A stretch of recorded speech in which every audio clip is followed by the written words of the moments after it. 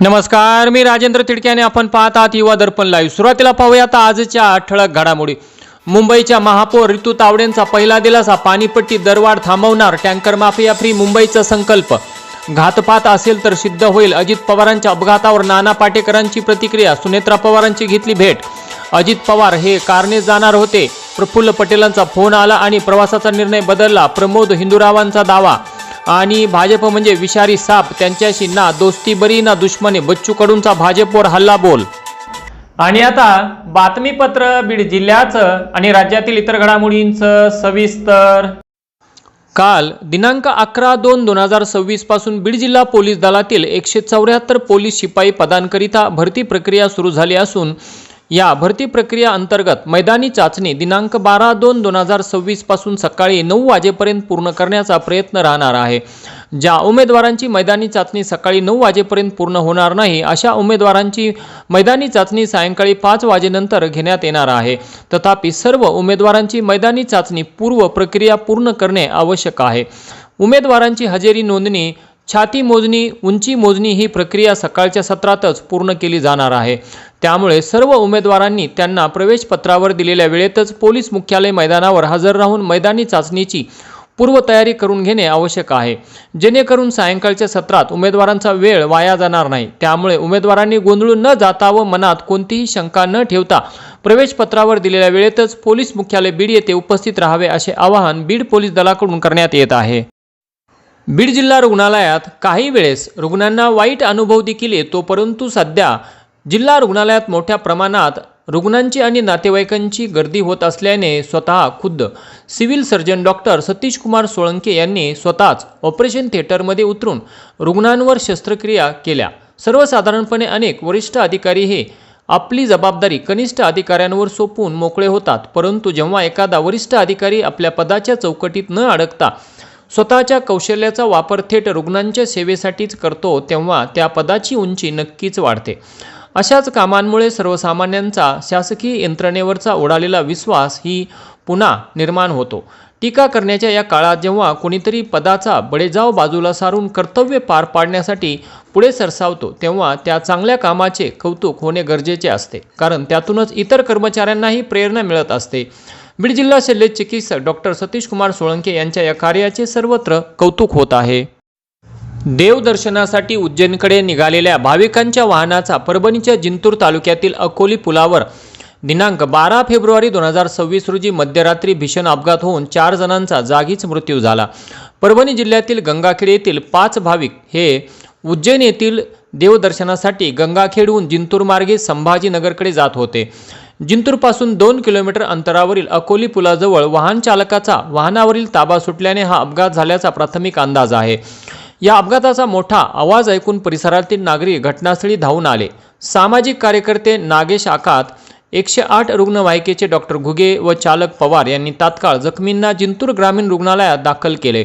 वैद्यकीय अधिकारी डॉक्टर शेख मुद्दशीर व रुग्णकक्ष सेवक गंगाधर पालवे यांनी तपासणी केल्यानंतर बालाजी आश्रोबा आवटी वय 28 वर्षे राहणार खडकपुरा, बालाप्रसाद उत्तमराव घोरपडे वय 30 वर्षे राहणार तारू मोहल्ला, कृष्णा बालाजी गुट्टे वय 28 वर्षे राहणार कोदरी रोड, रोहन संजय राठोड वय 27 वर्षे राहणार लक्ष्मीनगर या चौघांना मृत घोषित केले, तर गोपाळ गणेश रोकडे वय 28 वर्षे हा अपघातात गंभीर जखमी झाल्याने त्याला उपचारासाठी जिल्हा रुग्णालयात हलवण्यात आले आहे। घटनेची माहिती मिळताच पोलीस निरीक्षक गजेंद्र सरोदे, बीड जमादार दत्तात्रय गुंगाने, मेजर थोरवे व पैठणे हे घटनास्थळी दाखल झाले। दरम्यान पोलीस अधीक्षक श्री रवींद्र परदेशी यांनी देखील घटनास्थळ व रुग्णालयाला भेट दिली। देवदर्शनासाठी निघालेल्या भाविकांवर काळाने घाला घातल्याने गंगाखेड व जिंतूर परिसरात शोककळा पसरली आहे। युवा दर्पण लाईव्हसाठी सुरेश नाईकवाडे, परभणी। माजलगाव तालुक्यातील हिवरा बुद्रुक येथे ट्रॅक्टर पलटी होऊन झालेल्या अपघातात एक 28 वर्षीय तरुण जागीच ठार झाल्याची घटना आज गुरुवार दिनांक 12 फेब्रुवारी रोजी पहाटे घडली। गणेश भारत गाडे वय 28 वर्षे राहणार हिवरा तालुका माजलगाव हे शेतमजुरीचे काम करून कुटुंबाचा उदरनिर्वाह करत होते। गुरुवारी पहाटे ते शेतातील कामासाठी ट्रॅक्टर घेऊन जात असताना एका वळणावर ट्रॅक्टर वळवीत असताना वाहनाचा तोल जाऊन ट्रॅक्टर पलटी होऊन गणेश खाडे यांच्या अंगावर पडल्याने त्यांचा जागीच मृत्यू झाल्याची घटना घडली। स्थानिक नागरिकांनी घटनास्थळी धाव घेत त्यांना उपचारासाठी रुग्णालयात हलवले, मात्र डॉक्टरांनी तपासून त्यांना मृत घोषित केले। या घटनेमुळे हिवरा गावात शोककळा पसरली आहे। बीड शहरात पेठबीड परिसरातील पांडुरंग नगर भागात एका घरात घुसून एका वृद्ध महिलेस बेदम मारहाण केल्याचा व्हिडिओ व्हायरल झाला आहे। हातात लाट्या काट्या दगड घेऊन एक महिला थेट दुसऱ्या एका घरात घुसताना दिसत आहे। मोठमोठ्या आवाजात शिवीगाळ करत घरात घुसलेल्या महिलांनी त्या ठिकाणी असलेल्या एका 60 वर्षीय वृद्ध महिलेला मारहाण केली। त्यानंतर ही मोटारसायकलवर आलेले 5 ते 6 जण घरात घुसल्याचे व्हिडिओमध्ये दिसत आहे।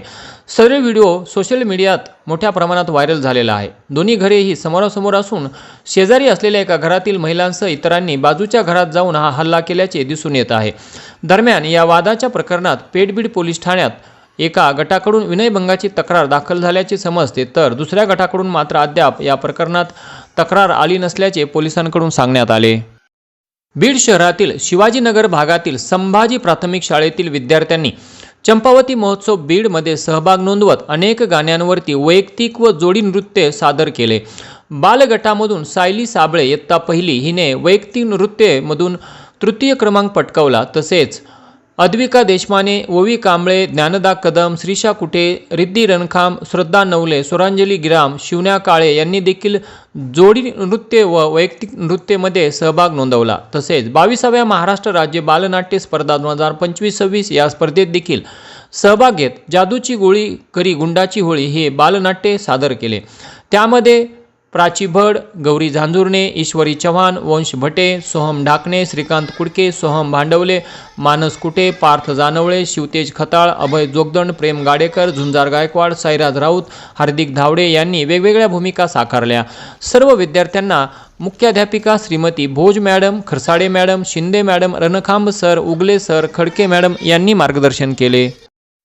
परभणी महानगरपालिकेच्या महापौर आणि उपमहापौर पदाच्या निवडणुकीत शिवसेना काँग्रेस युतीच्या सय्यद इक्बाल यांची महापौरपदी तर उपमहापौरपदी काँग्रेसचे गणेश देशमुख यांची निवड झाली आहे। आज बी रघुनाथ येथे झालेल्या महापौर व उपमहापौर पदाच्या निवडणुकीत परभणीचे जिल्हाधिकारी संजय सिंग चव्हाण हे उपस्थित होते। महापौर पदासाठी शिवसेना ठाकरे गटाच्या सय्यद इक्बाल व भाजपाच्या तिरुमाला खिल्लारे यांच्यात सरळ लढत झाली। त्यात इक्बाल यांना 39 मते तर खिल्लारे यांना 26 मते पडली। उपमहापौर पदाच्या निवडणुकीत श्री गणेश देशमुख यांना 38 मते मिळाली। दोघांची महापौर व उपमहापौरपदी निवड झाल्यानंतर शहरातून मोठ्या धूमधडाक्यात विजयी मिरवणूक काढण्यात आली। युवा दर्पण लाईव्हसाठी सुरेश नायकवाडे, परभणी। आणि याचबरोबर आजचं बातमीपत्र संपलं। उद्या पुन्हा भेटू काही नव्या आणि ताज्या घडामोडींसह। तोपर्यंत पाहत राहा युवा दर्पण लाईव्ह चॅनल, लाईक करा, सबस्क्राईब करा आणि खाली दिलेल्या बेल आयकॉनला प्रेस करा। तोपर्यंत नमस्कार।